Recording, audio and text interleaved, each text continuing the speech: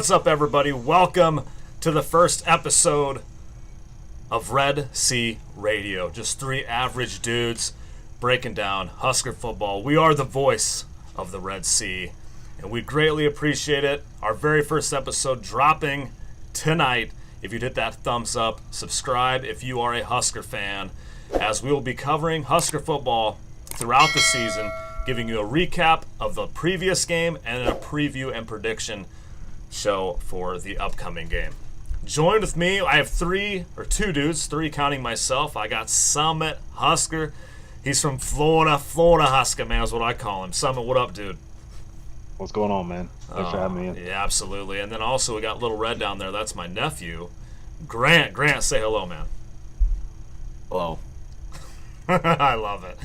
All right, fellas. Well, we're going to first kick the show off. You can see down below we got a Minnesota recap. What'd you do? And my, oh my, Summit, here we are again. A one-score loss. Here my hope was climbing throughout the night as I watched the game, only yet again to be squashed. Staring at the ceiling. Wait, what? I'm wondering what happened, man. Minnesota gets it done. 13-10. What are your thoughts on it? I mean, this has been talked about all over on every podcast, radio show. It is the one-score loss, man, that keeps haunting us. You know, I really had no thoughts going into the game that we were actually going to have any chance of winning that game. Mm-hmm. You know, you look at what Minnesota's done over the last 6 years. They just find a way to beat Nebraska. Doesn't matter how, they just figure out a way. I think the thing that I take away from it is it's just deflating. You look at the game and you're just like, you put yourself in position, you think it's going to be different, but it's not. It was really deflating. And I'm not putting anything on, you know, this regime. This regime has nothing to do with the past one. Right. The players, they've trained for a long time, ever since, you know, spring. And it was just a series of catastrophic events that happened that really just turned the tide in that game. And we're left wondering what could have been again. But, you know, you just got to trust the process. You hope that, you know, that sounds cliche, really it does, but you just got to hope that they figure out a way to stay present in the moment and figure out a way to regroup and try to change that tide. Because it's, you know, I heard in the game, like Steve, they were talking with PJ Fleck about he doesn't believe in momentum. And, you know, there's some truth to that. You know, as a coach, I look at like, people like, oh, you're lucky. No, luck is like opportunity meets preparation, you know, and you put yourself in a situation to take advantage of other people's mistakes, and that's what they do.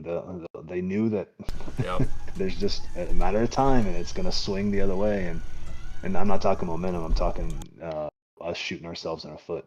I mean, we have a gun that has unlimited ammo, and it literally honestly, shoot ourselves in the foot. Honestly, man, it's the darndest thing, but. You know, lot from the Minnesota game that you can look at and say, hey, there's promise.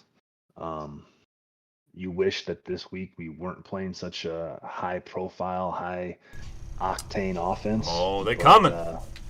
But you know, the strength of this team, I think, all off season has been focused around the defense, and they're going to have their hands full when they go to Boulder on Saturday. But I agree. And Minnesota deal. I mean, it is what it is, right? But, you know, tough game. It is.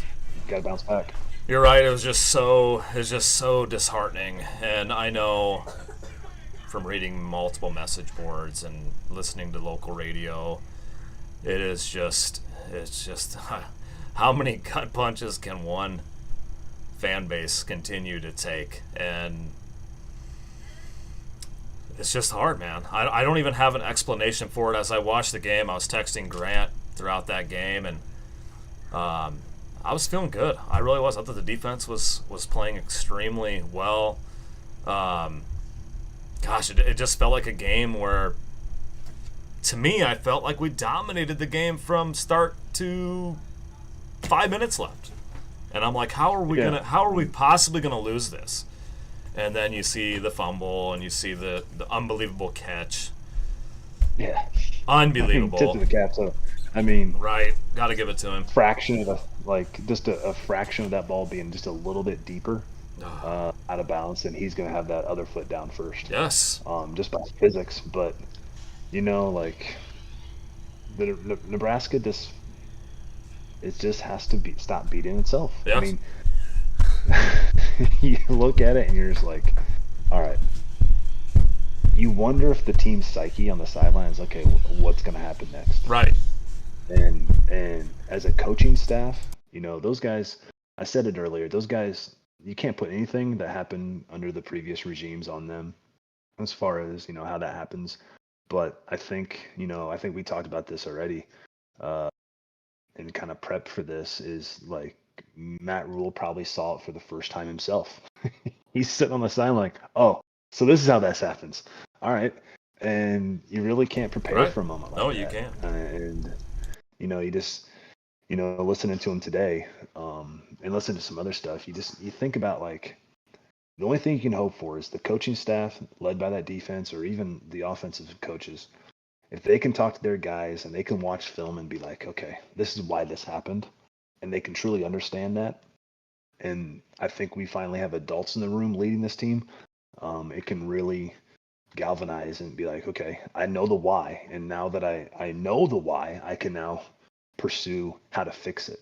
Versus, just being like, oh, this always happens to us. Right. You throw your hands up in the air and it's a mess. Right.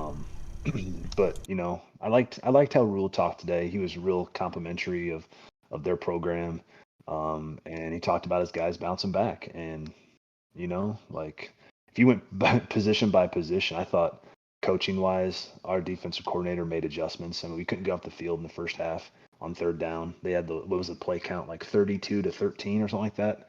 Minnesota had all the time possession, Yeah. And we had the big kick return to start the second half. Things started, we did score on a gadget play, which, he did make a comment this summer about being something that's you don't want to do those. Team like gives the team like a false sense of success. Right. But you start watching the game and it's like defense got off the field on third downs and the field position. We weren't starting inside our 20. We have a returner that will catch the ball, get 5-6 yards. That's a difference between letting that ball roll 15 yards and you get 6 yards off a return, and it really changes you know the field position battle, and it gets you off in the position where you can call a full set of plays Yep. versus hell, we got to take half the playbook and throw it out. But hopefully they just learn from it.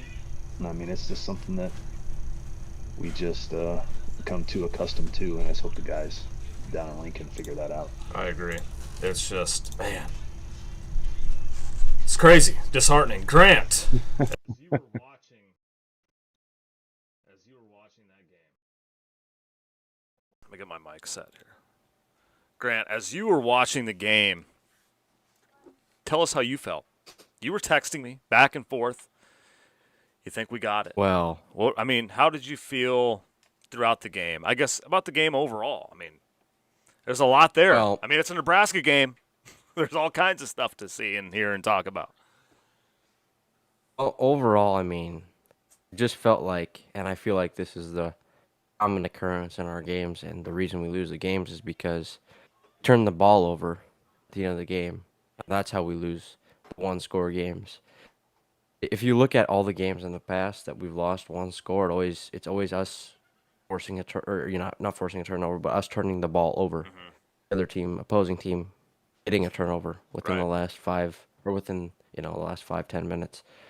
But overall, I mean, I thought there was definitely a lot of positives to take away from this, and mainly I think that the team believes that they can have a successful season, and at least we don't have an old culture in there where we just know we're going to lose. There's something to believe in still, and trust the process of Matt Rule. But I thought overall, I mean, it was probably what I had expected. I mean, I really liked Tony White, but I wasn't a big fan of Marcus Satterfield. I didn't love that hire, but hindsight, it's 2020, He's got and time to win you over. He's got time to win you over yet. he's got time to win us over. But I mean, that's one game. You can't judge a career on one game.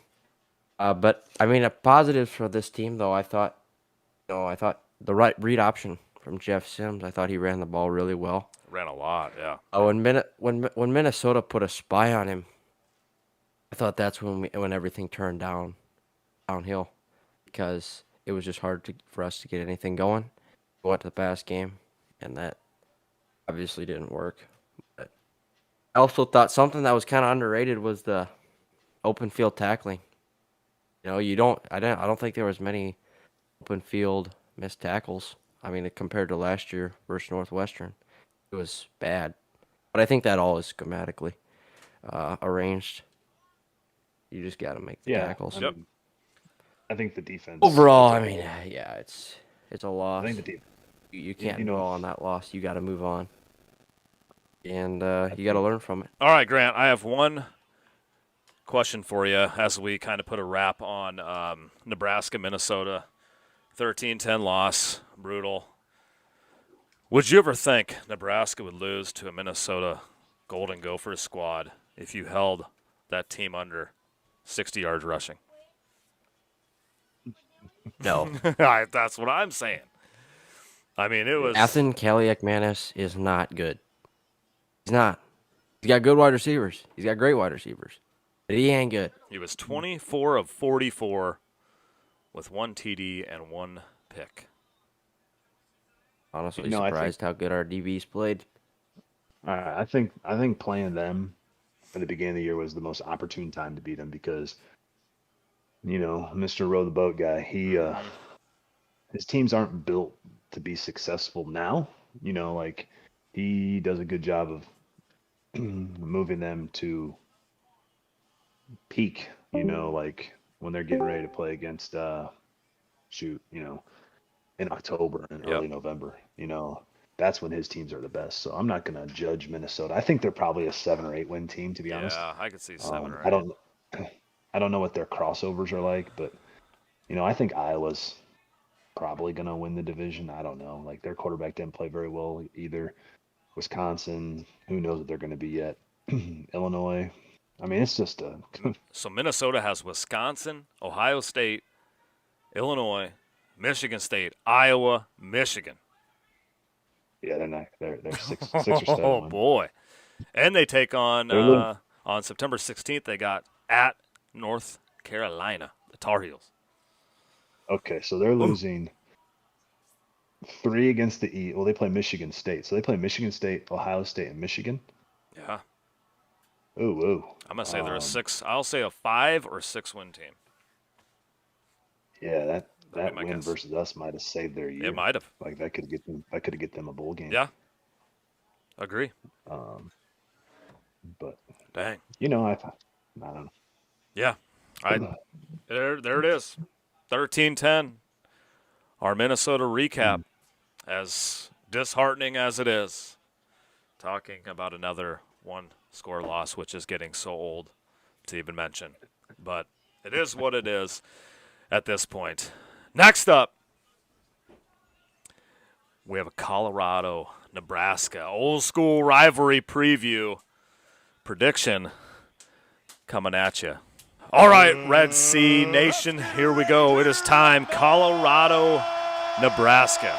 And I will tell you myself, this is, growing up, by far, numero uno for me in terms of college football rivalries. I know you had the Oklahoma-Nebraska. I get it.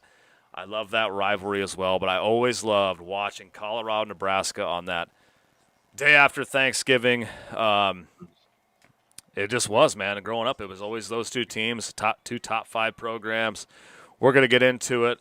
71 meetings total. This will be the 72nd meeting between the Buffs and the Huskers, with Nebraska leading the all-time series 49-20-2. And oh man, where do we start here? It's been a while because Coach Prime and company coming off a massive upset victory over TCU 45-42. I think almost everybody in the nation had their eyes peeled to that. I know I did. I know Grant did. I know Summit was checking it out. Wow. Yeah. For the Buffs to go into TCU in the Texas heat, getting it done, throwing 45 points up on TCU. I don't know how else to say this. It was impressive. I mean, I give Coach Prime some credit. I give those. I mean, they have a team. I mean, seriously, like I know the D and the L and the jerseys have been going around social media like crazy. I mean, they do have some legit dogs out there. And going into it, before I was like, and you know what? And I've talked to so many people before I went out to Colorado. It was a month ago, and got to watch Colorado practice a little bit. And I saw the control he had over the team was phenomenal, and the belief. You could feel it. You could feel it just watching it. Like, these dudes believe in what he's doing. But I think a lot of people, before they went live on TV against TCU, I think most people penciled this in as, oh, Nebraska's going to run away with this game. They're going to run away with it. And right now, after watching that, man, I'm a little bit nervous about this. Right now, you see the Buffs favored from anywhere from a 1.5 to 3 to 5. It's Colorado's now favored. That's just it is what it is. Right. I like that. And if you got in early last week, Nebraska was a 8-point favorite. Yeah. That's what's crazy. That is. They turned the tide, man. So I got to ask, I guess for me, I'll give my quick rundown right now. I think I'm scared to even mention this. I'm scared to even tell you what I feel about this game, but I do think Nebraska can go out there.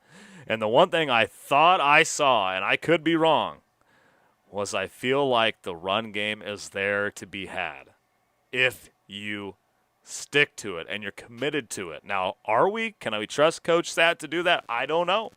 I don't know what their game plan is. I mean, right now you're looking at a Nebraska team, their backs have been against the wall now, it feels like, for 20 years. So I'd love to say, hey, Nebraska's, they're 0-1. They should have won the game.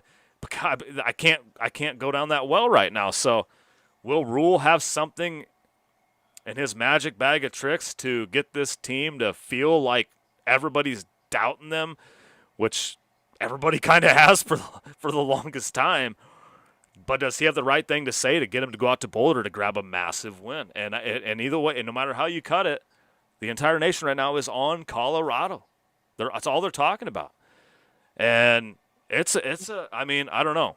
I mean, I've seen so many games going out. I mean, I've seen so many games of Colorado, Nebraska, no matter who's playing. The rivalry there, it's typically a close game. It typically is. So yeah, here's my thing. I'm going to go. Okay, I'm going to say Nebraska. Oh, gosh. I don't even want to do this. I don't even want to do this on my show. You're doing it. On my first one. You're doing it. You're going to do it. I'm going to go with Nebraska. Wait, hold on. You got to wait for predictions. Hold on. You can't I'm not getting a prediction yet. Uh-huh. I'm saying Nebraska's going to go out, and they're going to be committed to the run game.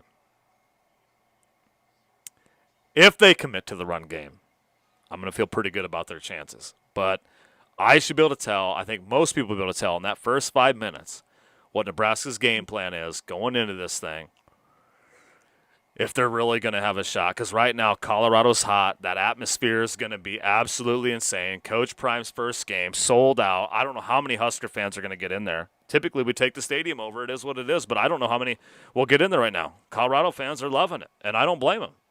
But we'll get into that. Summit, Colorado, Nebraska.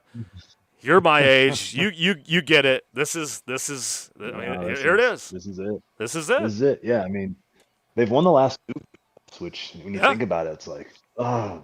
And both those games were nutty, like crazy. Yeah. I'll speak about. I mean, that's in the past, but I'll speak about what I think. Coach Sanders. Can we just call him Coach Sanders, or is it like in the contract, like when? Yeah, you have to say Coach Prime. Coach Prime. Yeah. You have to. Is that part of that? It has to. Yeah. Okay. Coach. one of the big things that I do, I coach basketball here in Florida, and one of the things that I always look for other coaches and how they talk to their teams and how they build culture and how they carry themselves Hmm. and I will say this about Coach Prime. He is the absolute best at I don't know best maybe the best. I mean It's he phenomenal. is elite He when it is. comes to speaking, to getting his point across. It might come across to some people as self-serving, but I really think in his heart of hearts, he feels as though he is uh, such an influential person to young people that he can change their lives. For sure. And when you listen to him in his pregame versus TCU, I don't know if you've seen that video yet. Um, TCU had no chance. Like Yeah. those guys, the way he can galvanize a unit. Um, I think so. I respect the heck out of Coach Prime. Oh wait, I said it, Coach Sanders, and his ability to lead. The thing that I was not prepared for was, and maybe I was just naive. I just didn't think that they were going to be, bringing in 70 or what is it, Right. 68, Crazy, man. 69 guys. I didn't think they were going to be as disciplined Right. as they were. They didn't have procedural issues. They were, I think they had very few penalties in the game versus TCU. They just played really sound football. And when you think Helmet, about you Coach, gotta believe. when you think about Coach Prime, his he's never failed at anything. Like Right. he was a freak on the football field as well. He's a Hall of Famer. He was unbelievable. I mean, he batted He's like a winner, man. 260 something like that in the MLB, like over a 500 batting average in the World Series. He's really really good. That atmosphere at 10 o'clock local time in Boulder is going to be one in which Oh, he's gonna say, "Give me my darn theme music," and they're gonna come out, and it reminds me back. I hope now different Nebraska team, obviously. Back in 1995, Rick Neuheisel was the coach for Colorado, and it was Nebraska's best team ever, whatever. And Colorado needs something to get the juice going in the hmm, stadium. So what did they do? They didn't come out the tunnel. They came out the student section. They literally walked through the stadium, came out the mezzanine of the second level there at Boulder, and walked down through the students prior to coming out on the field. That was how, I mean, who knows what this place is going to be like? oh, We who catch a knows? break. I think Nebraska catches a break being at 10 o'clock in the morning. I know Boulder people will still be lit. I mean, it's going to be crazy. Yep. You look at Nebraska, you look at what we can do. I think this game comes down to really three things. Number one, third down defense. When Nebraska played against Minnesota early in the first half, we did not get off the field on third down. They were like 6 of 9, I think. Um, when Colorado has success on first down, it opens up their entire playbook. And that's just football 101, right? But when you got them off schedule and made them third down and longer than, 6, 7, 8, something like that, Colorado wasn't as good.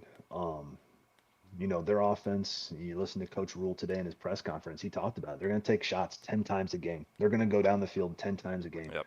And we got to win those balls. Yep. Get a deflection, make sure it's incomplete. The thing about Shador Sanders is that like his ability to put air underneath the ball on a deep pass and his accuracy is from week one. It was the most impressive that I saw. Yep. Uh, to be able to work with those receivers, they got the Jimmy Horn Jr., they got uh, Travis Hunter guy. I mean, they look like they've been playing together forever. It does. Um, so I don't know what they were doing all summer, but evidently their Oh 7-on-7s man. were absolutely insane. I look at the game and can Nebraska win third down? If they you playing against that type of offense, you get a couple first downs and all of a sudden the dam breaks Yep. because of the tempo. They kill you with it. So hopefully Nebraska can get off the field. If they can't, and Colorado's able to sustain some drives and get like those 5, 6 play drives that result in touchdowns, it's going to be a long day. I think the second thing is obviously we got to limit turnovers, and I think when you look at Nebraska and their quarterback situation with Jeff Sims, if they if they continue to keep him in the pocket, it's not a recipe for success. I mean, I would like to see them roll the pocket. I would like to see them, and if they don't have a tackle that can block on the right side, you're going to keep a fullback and chip the end or whatever. But you know what? Cut the field down to half. And if he doesn't have it there, take off and run. Run him 35 times. I don't care how many times he rushes the ball. You got to go out there and make a statement that this offense can move the football. So, if you keep him in the pocket, he's shown already that he's going to turn the ball over. You hope that there's a giant step from week 1 to week 2, but you look at his career and the trajectory of his career, and he's proven that he's turnover prone. Coach Rule, and then they put all their chips in on him, and they told him that he was the guy, and they sent Casey Thompson on his way. You can't look back hindsight and say, oh man, if we had Casey, who knows? But I don't know if you can even think that would even have changed last week's game. But I will say this, Nebraska's not dynamic on the edge. So you got to find tight ends. And if you're going to have any sort of passing game, keep those numbers down to 20 or less as far as attempts, and just really hammer the ball at them. The third thing that I think is monumental in this game is, it sounds cliche, it sounds, but they've talked about it. Each day, win each day, each rep. You can't worry about, if we get to the fourth quarter, what's going to happen? You got to go out there and literally say, we have to win this play. Are you going to win them all? No. You know what? Mistakes happen, penalties, whatever, missed blocks, but you have to stay in the moment. You can't get ahead of yourself. This thing is going to be crazy. You look back, was it in 2019 we went out there, we had a 17-point lead, and they do a gadget play, they get a flea flicker, and all of a sudden that place just went bonkers on its head, and Nebraska never got back in, or went to overtime, we lost. Terrible. But you think back to week 1, and things started getting crazy. I know timeouts are so important, but man, wouldn't you like this to take one and say, hey guys, we've been here, it's all right, right, let's calm them down, man. Calm down, but so it's like, can you stay in the moment? Those three things, getting off field on third down, controlling Colorado on first down, so you give yourself a chance in third and long. You know what they're going to be kind of doing.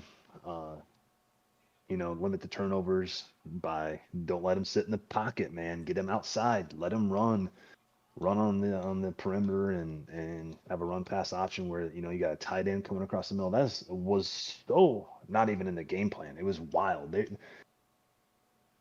Hendrick, was it Harburg? Is that his name? Yep. The backup quarterback. Yep. Had more targets than Thomas Fidone. I know. Explain it to me. I don't get it Explain it to me. But it is what it is. You look. I don't know how the game's going to go. I don't even know if you can tell in the first 5 minutes how the game's going to go, but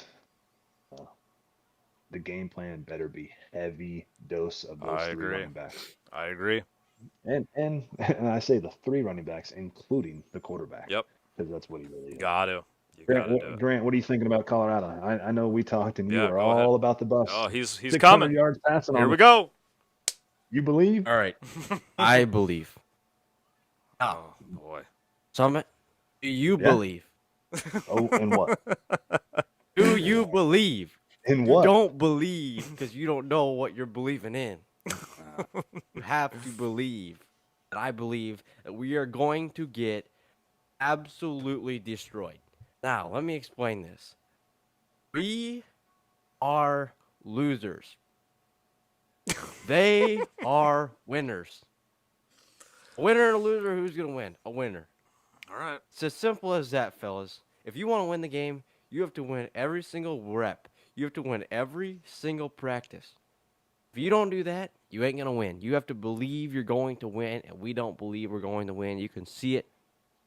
Colorado, all the players, all the staff, all the fans, they're all in. Believe they're going to win.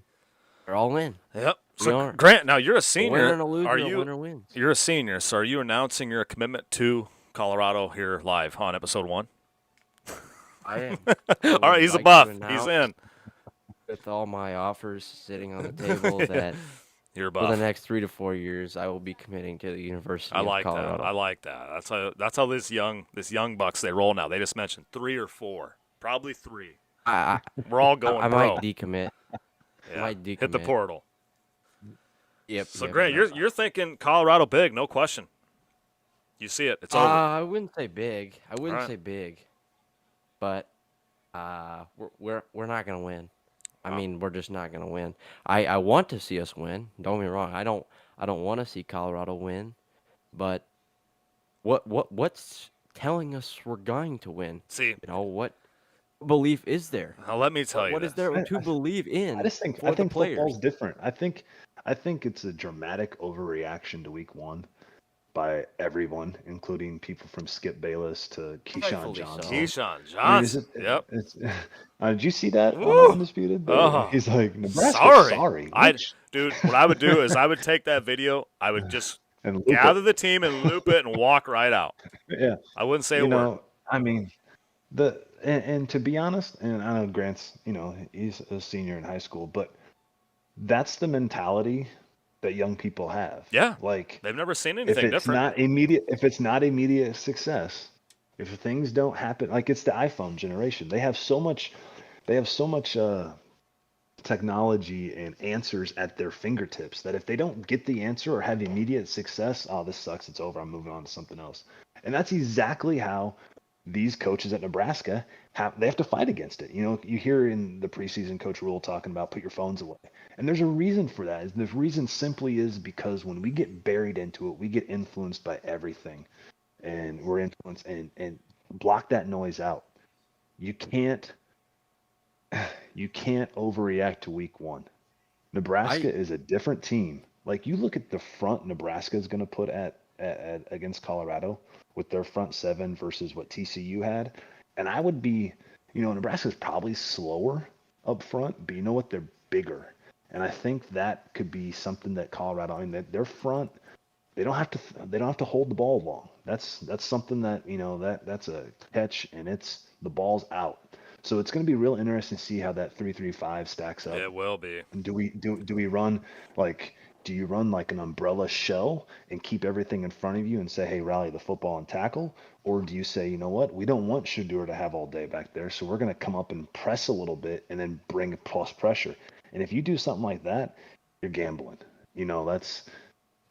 That's something that I don't know if we have the talent on the perimeter. I Is don't know. Newsom, is he able to match up with those guys? I don't know. no, Hartzog, is he really? I don't know. He's kind of no. so. What do you do? So do you play an umbrella shell and say, hey, you know what? We're gonna try to get depth with our linebackers and make them throw through zones and just hope that our front four or whatever gets pressure. You know, Gosh. we showed a good for a week one game. I thought we tackled outstanding. I agree. It We was really didn't miss a well. lot of That's what tackles. I say. That's what I'm saying. It Um, was good but tackling. but Colorado has a different skill set. Their skill players are phenomenal. They are. Um, You got to you bring know, I pressure. mean, regardless if they were HBCU players or FCS players or whatever the case is, one of them was the number one ranked recruit in the Right. country. Right. Come So on. that dude is a dude, He right? is a dude. So you look at the game and you're just like everything, you know, prior to this game, everyone was, Nebraska's gonna be fine. And you never know. Maybe they will be.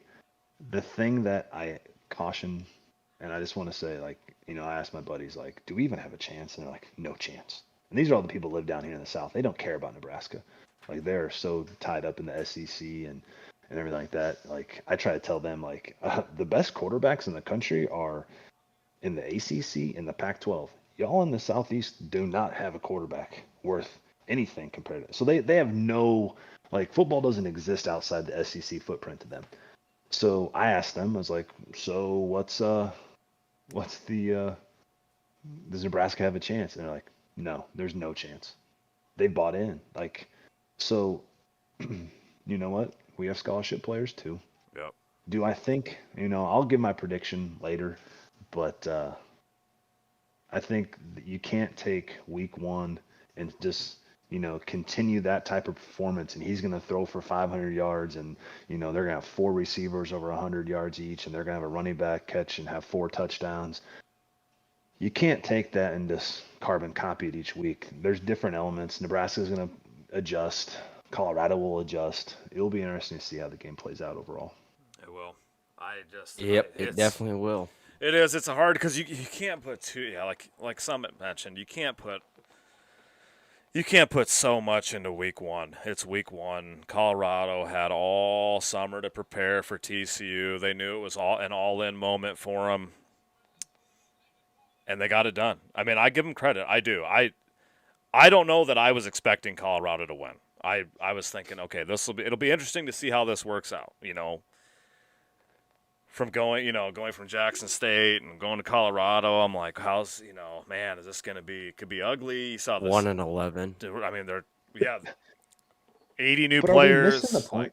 Golly. Were we assuming though that TCU was going to be something? See, that's what I think I messed up too, because when I really didn't even think about TCU until the game started. And then I'm starting to look at their roster and who is gone and who is seniors, because I don't pay attention to TCU football. And did you see the wow, graphic? They're missing a lot of people. Did you see the graphic of what they showed on the game? So they talked about returning production or returning starters or something. I bet it was very little. I can't remember. Colorado had like 13% back. TCU was second with 18%. Wow. So it was like two of the least experienced teams playing, and there you go. Like they were mere copies of each other. And you look at the stats of the game. I mean, TCU. I mean, Colorado. There's lots of things that happened in that game. You had dropped touchdown passes, dropped deep balls by Colorado. You had dumb interceptions inside the red zone. A lot of first game mistakes. But I tell you this, when TCU went 3-0 in the first possession, I was like, uh-oh, this thing's going to get wild. And it did. But, yeah, I don't know if TCU's you look at the Big 12, they did not do great in week one, and I think TCU might be middle of the pack. Yeah, I mean, you got to remember TCU, like, the Big 12 is legit, like, it's a gauntlet now. You look at some of those teams, not only Oklahoma and Texas, but you got Oklahoma, like the traditional Big 12, right? Oklahoma, Texas, Oklahoma State, K-State. Those four kind of have been like the top guys. But then you throw in UCF, you throw in Houston, you throw in BYU, you throw in Cincinnati, and all of a sudden that schedule looks hard as hell. Oklahoma looked good. Woo! Yeah, like, are they going to stop scoring? All right, they're back to normal, putting up 70. Back to normal. I mean, it's when you got a healthy Dylan Gabriel, right? That offensive coordinator that came from Lane Kiffin and all those boys. Yep. Yeah, they'll be all right. He's good. Yeah. Is it Levy, Coach Levy, something like that? Yeah, they'll be all right. Anyway. Yeah. All right, fellas, it is prediction time for this weekend's game against the Buffs. Right now, as this video is being released and you're watching it, Nebraska is a 3.5-point dog. It could, by the time I get the editing done and the video's up, it might be 7. I don't know. But right now it's plus 3.5. Vegas believed. Vegas is in. Total is 57.5. I'm going to start with Grant. You're going to give your prediction because you kind of showed all your cards earlier. Grant, give me a score prediction, a quick rundown, how you expect the game to go, and I need a score, man. I need a score. Let's go. Put it up there. Oh, this Let's one, see it. this Let's one's go. simple. I mean, yeah, we're going Simple. to lose. There's no two ways around it. I mean, it's Coach Prime. It's Coach Rule. Who's going to win? Coach Prime, because he's a winner. Matt Rule, what is he? A loser. But yeah, it comes down to it. I'm sorry, it's a harsh truth. I don't know why Trev made the hire. Maybe it works out, and hey, I'm all for it. Matt Rule, I hope you succeed. But hey, this game's simple. 35-38, Buffs on top. Nice. 38-35. Buffs get it I done. don't know why. Because we can keep it within 3, and we will lose. Because, once again, we're losers. Wow. So you're going Buffs. Buffs get it done in Boulder. Opening game for Coach Prime. They get it done. They beat their rival Nebraska, and the entire nation continues to jump on that train. And we go home devastated, and we rewrite the same script for the following week. All right. Summit, you're up, man. Nebraska, Colorado. How do you see it going? A lot of variables in this one. All right. You look at Nebraska. How do they bounce back? How do they figure out to call plays sequentially, where it kind of molds together? And are they going to be patient enough? The emotion in that stadium is going to be hard to predict. Those first few possessions for Colorado, they could come out and just throw haymakers. Yep. I expect, and Colorado's well coached. Coach Prime or Coach Sanders, he made tremendous hires. They'll be ready to go. I think the emotion in the stadium, depending on what the breakdown of the crowd is going to be a fever pitch. How do those teams handle it? There's just so many unknowns. I don't know enough about Nebraska. I don't know much enough about Colorado. I think that Colorado probably gets it done.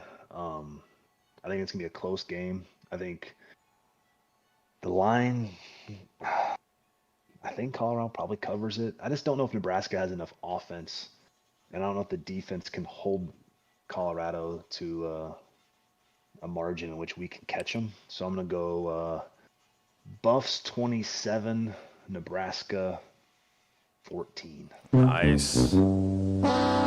Boys, we're 0 for 2 tonight. Will we go 0 for 3 in terms of picking Nebraska? And I'm going to tell you, this is hard for me because, like I said, this is the one football game growing up that I am in love with is Colorado, Nebraska. I absolutely love these clashes. There's nothing better, in my opinion.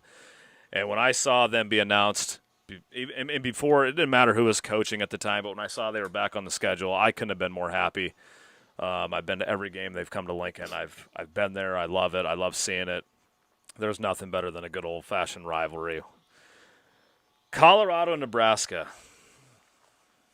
It pains me, okay? But I'm gonna break this down just a little bit. I think if Nebraska, in my opinion, and again, this is me, but I'm gonna watch that game in the first 5, 6, 7 minutes, and I'm gonna see I'm going to try to guess, right, as we all will, kind of what is Nebraska's game plan? How are they going to handle this? I don't think we can win a shootout with Colorado. I just don't see that happening. I think if we're committed to the ground game early, some stuff starts to squeak in there, picking up 5, 6, even 3. I mean, hell, anything on the ground. I'm going to be a little more confident in that game. But I'm telling you, this is Husker Nation right now. This is the Red Sea. This is how we're feeling. Been to a lot of games in the last 15 years, and it just comes a time where it's show me time. You got to show me. You got to show me that you can win these types of games. And I feel like Colorado has all of this momentum that is just and winning is a habit, and so is losing. And I think that first win they got over TCU is going to carry over. And I'm going to say Nebraska is actually leading this game at halftime. Colorado gets it done on another last-second field goal. 27-24. Down go the Huskers again on a last-second field goal, just like week 1. So that's over, boys. When you were talking there, I was kind of saying, like, man, I need to change my prediction. I think, there's just too many variables that are unknowns. It is. I was listening to Matt Verzal today talk, and he was talking about Nebraska's inability to get to the second level with the linemen. And it was all about their inability to extend their hands on their double teams so they could see. They were blocking everyone in here. And I was like, what a nuance that only, former offensive linemen could pick up. We weren't really – and then I went back and I watched, the extended highlights of the game against Minnesota, and I started thinking, there was times when we were climbing, but like we never really established the line of scrimmage. We took the outside, and that's the thing. Like I wonder how Nebraska is going to attack the perimeter versus the inside, and how Colorado's going to hold it. They'll load the box. They'll Yeah, they'll say absolutely. none of the Nebraska receivers are going to beat them one on one. So is this a game where you take the track team that they assembled as a wide receiver recruiting class and basically say run them off. So Right. you get two defenders out of the way, and it's really going to be Coach Sanders has another son on the team who plays safety. He's going to have an important job in that run game, filling the inside, run fits, and you know, uh, I really, it's going to be interesting to see like playing in a phone booth, and the only thing that I worry about is like I'm kind of going back on my prediction here. The thing that I think Nebraska could have a chance with in this game is if they can establish something on the ground, you whittle down the possessions, Yep. and it makes with this new timing, the possessions. Every team's already down like I think 2 possessions a game total.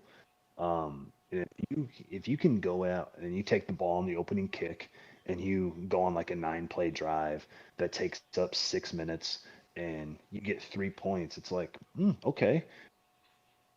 And then you start playing the game in a phone booth and you really find out how physical Colorado can be, because with all that elite talent on the perimeter, that's in the defensive field or on the wide receiver, if we have guys that want to go block, I don't know how much Travis Hunter wants to get blocked.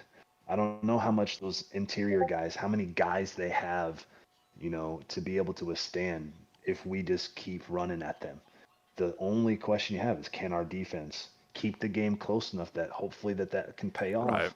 And then you sit there like, oh, it's a one-score game, and maybe you can do something in the fourth quarter. But that's a lot of what ifs Right. that I It don't think is. Nebraska. I don't know if Nebraska has that ability um, to do right now. So you go with what you've seen so far on tape, and you see high flying, throwing the ball over the place, 60 attempts, whatever the hell they did, Right. and you're just like, got to go with the Buffs. But You're right. It's I, hard, man. if you would ask me if you would have asked me in the spring, I wouldn't have never said it. I But wouldn't have either. I wouldn't have either. After I watched that game, I would have never. I would have never imagined picking Colorado at this point. But here we are, and I hope Nebraska gets it done. I hope they show us something. I hope it's just a great Saturday evening of celebrating a nice win. But there it is, man. Hey, just want to make one thing clear.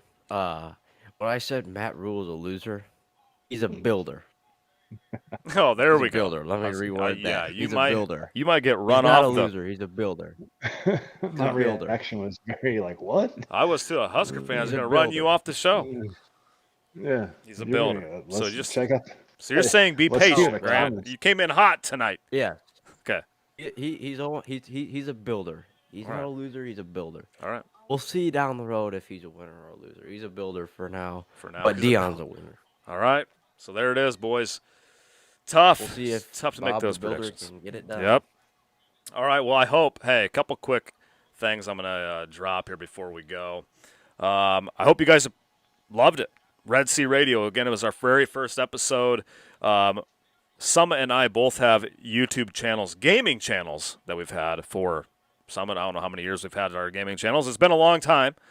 5 years. I think I'm at 6, maybe 7, something like that. So if you see by our name right down there at BRM Gaming, at Summit Husker, go over to those channels, hit the subscribe button.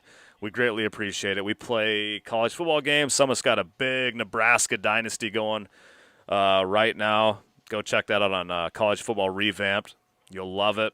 I play all kinds of different retro games as well, so check out. fishing. I was fishing and then I couldn't catch any fish, so we put that one in the back for now. But we'd appreciate if you guys went over there, hit the subscribe, say you heard about us on Red Sea Radio, man. That'd be great.